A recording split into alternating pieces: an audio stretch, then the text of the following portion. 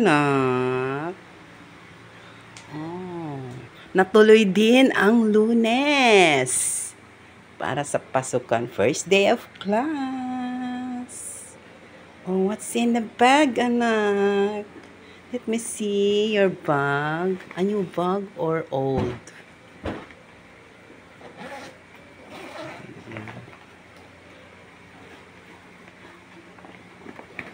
What's in the bag? Ano yan? Anong mga laman yan, anak? Mga papeles. Papeles. Papeles ng alin? Mga notebook.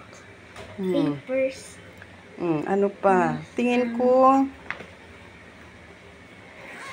Para kang attorney. Wow. Scissor. Scissor. Snowpick. Snowpick. Ang dami mo namang dinalang Snowpick. Isa lang. Yung isa kasi sira na. Eh, bakit mo pa dinala? Roller. Tapos, Manila paper. Manila paper.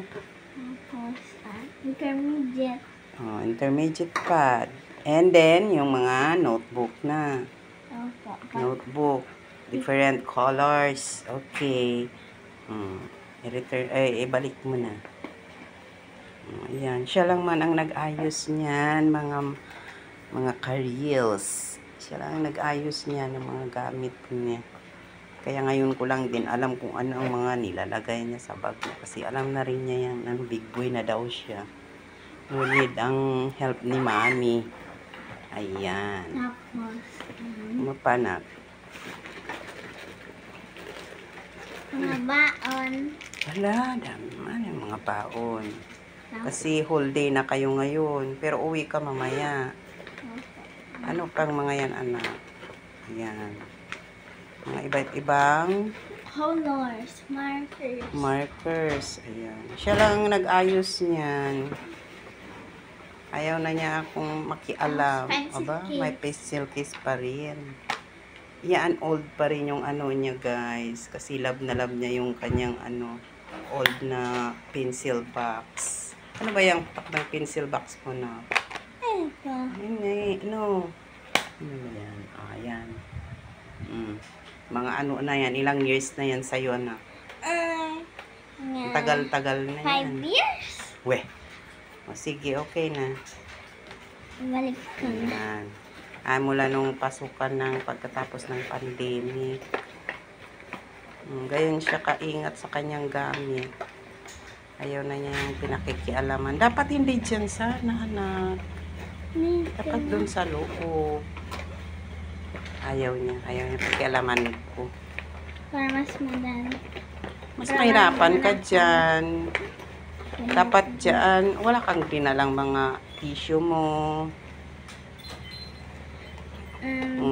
Ingat-ingat sa pag zipper para di masira.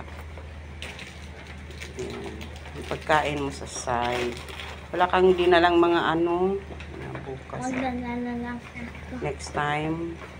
Kasi hindi pa yan ang bag niya, guys. Yung bag niya, yung mas malaki pa dyan. Parang pang-attorney talaga yung attache case.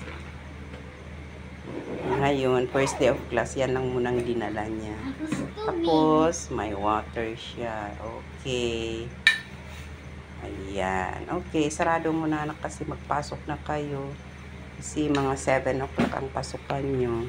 It's already 6:40. Ayan. Malapit lang yan sila sa school. 5 minutes lang nilang takbuhin ng ano. Ayan.